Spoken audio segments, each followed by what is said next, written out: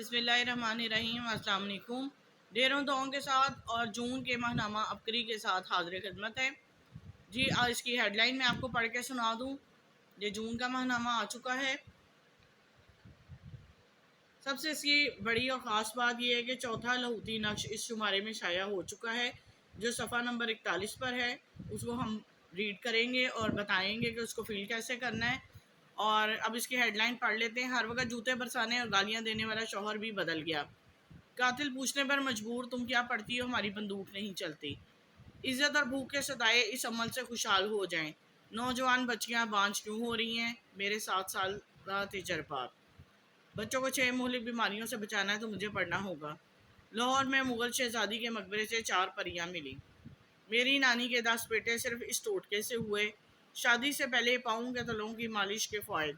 آیت پڑی دشمن کی نظروں سے اوجھل ہو گئے۔ موسم گرما کے صحت مند لذیذ ناشتے اور غذائیں۔ سدا جوان صحت مند تندرست رہنے کا ٹوٹکا۔ فالسے کی لاجواب چٹنی کے بے مثال فوائد۔ جی یہ ان کی ہیڈ لائن تھی جو میں نے آپ کو پڑھ کے سنائی۔ آگے چلتے ہیں، شمارے کے پہلے جو ٹاپک ہوتا ہے اس کو ریڈ کرتے ہیں، دیکھتے ہیں کہ آج کیا ٹاپک ہے اس بارے میں۔ جی ہم پہلے ٹاپک پہ آ گئے ہیں۔ ابکری کے حال دل کا ہوتا ہے ایڈیٹر کے قلم سے جو میں نے دیکھا، سنا اور سوچا۔ اس کو پڑھتے ہیں۔ اس کا ٹاپک ہے جھوٹی قسمیں کھائیں دولت مند ہو جائیں، تجربہ شرط ہے۔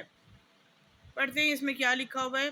قارئین کیا یہ سچ ہے تو پھر کیا ہے؟ آئے ہم آگے چلتے ہیں۔ یہ بہت پرانی بات ہے۔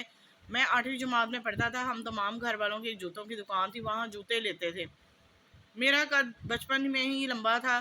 میں اس دکان پر گیا تو میرے پاؤں کا جوتا نہ ملا جو میں نے اسکول پہن کر جانا تھا۔ اماں رحمۃ اللہ علیہ نے فرمایا خود جا کر لے اور مجھے پیسے دے دیے۔ مجھے یاد ہے اس وقت میری جیب میں 60 روپے تھے۔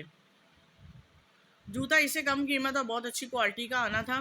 وہ دکاندار بہت ستھرے مزاج کا، مناسب دام، اچھا کلام، نہ قسمیں نہ جھوٹ، لیکن مجبوراً اس دکان سے جوتا نہ ملا۔ میں اسے چند دکانیں چھوڑ کر ایک دکان پر گیا۔ مجھے دیکھ کر مسکرایا، کہنے لگا بیٹا کیا کہتے ہو؟ وہ شخص اس وقت شاید کوئی 40 سال کے قریب ہوگا۔ میں نے اپنے جوتے کا سائز دیا، اس نے وہ جوتا دیا۔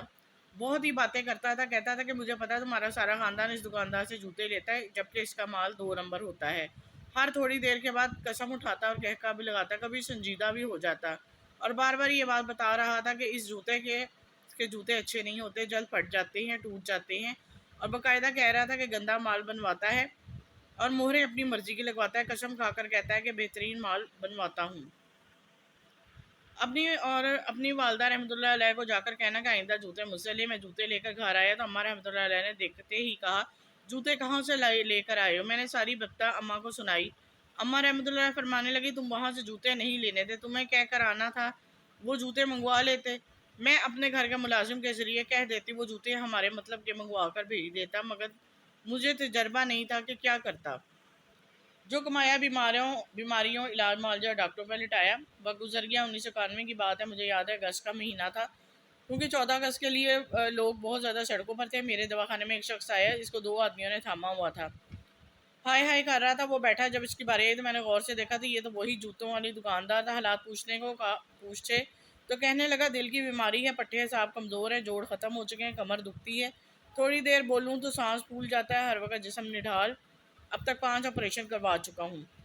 زندگی میں جو کمایا وہ سارا بیماریاں، علاج معالجے، ڈاکٹر اور آپریشن پر لگ چکا ہے۔ گھر میں ہر وقت جھگڑے، لڑائیاں، بہو بیٹیاں آپس میں الجھتے ہیں، ناکامیاں، مشکلات، مسائل، زندگی اجیرن اور تلخ حالات نے میری زندگی کو آخر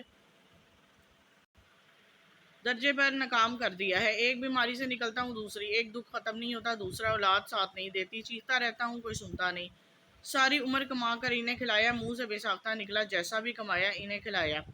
بس یہ لفظ سنے میرے جسم پر کرنٹ لگا۔ وہ مجھے ایک دفعہ جوتے لینے اور بات بات پر قسمیں جھوٹ کی ساری گزشتہ کہانی یاد آ گئی۔ اس کی زندگی کی شام تھی۔ ساری عمر جھوٹ اور قسموں کے نام پر کمایا اولاد کی شکل میں اور صحت کی شکل میں بے وفائی اور بے وفائی، کچھ نہ ملا، کچھ حاصل نہ ہوا، زندگی کا انجام بخیر نہ ہوا، اور اس شخص اس شکل میں یوں ہی مر گیا۔ پیغام دے گیا خیال کرنا جھوٹ اور قسموں کے نام پر کمایا ہوا مال نہ نسلوں کے کام آتا ہے، نہ اپنے، نہ نسلوں کے سکون اور راحت کے ذریعہ بنتا ہے، نہ اپنے۔ آئیے میں ایک اور واقعہ سناتا ہوں جو اس سے بھی کہیں زیادہ عبرت ناک ہے۔ झूठी कस्मों की इबरतनाक कहानी। दौरान सफ़र एक साथी ने बताया कि हमारे मोहल्ले में एक शख्स रहता है जिसका कारोबार बकरे बेचना था। मशहूर था कि लोग दूर दराज से एक ख़ास नस्ल के बकरे ख़रीदने आते हैं क्योंकि घर के करीब ही इसका अड्डा था। जब इसकी और गाहक की रेट पर बहस हो रही थी, पास ही खड़ा हो जाता था। सारा दिन देखता हुआ शख्स झूठी कस्में खाता, अपने बेटों की, अपनी बेटियों की, बात बात पर कलमा पड़ता।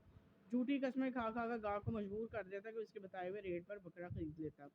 गाहक के जाने के बाद वो गाहक को 2-3 मोटी गालियां देता और फखरी अंदाज से पैसे अपने जेब में डाल लेता, जैसे बहुत बड़ा मार्का सर कर लिया है।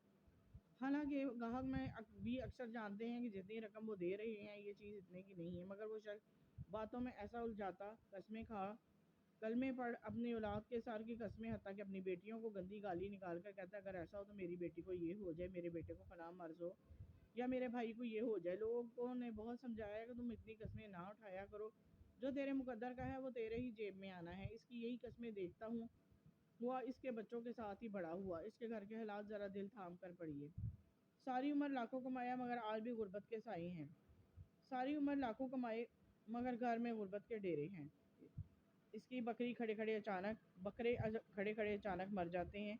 एक भाई पागल हो गया, अभी तक पागल है, और इसकी बेटी भरी जवानी में अचानक मौत हो गई।